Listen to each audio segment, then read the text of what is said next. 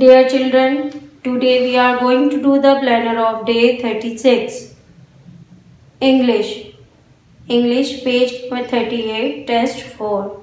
Math, page number 24. Today we will learn arrange the numbers in the sequence.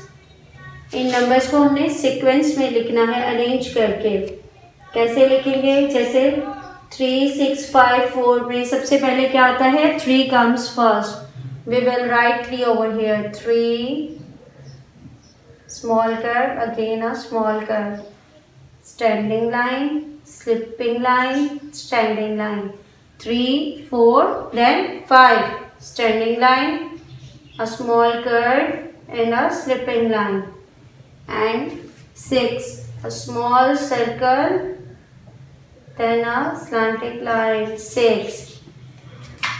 Here what comes first? 9. No, सबसे पहले आएगा 9, circle and standing line.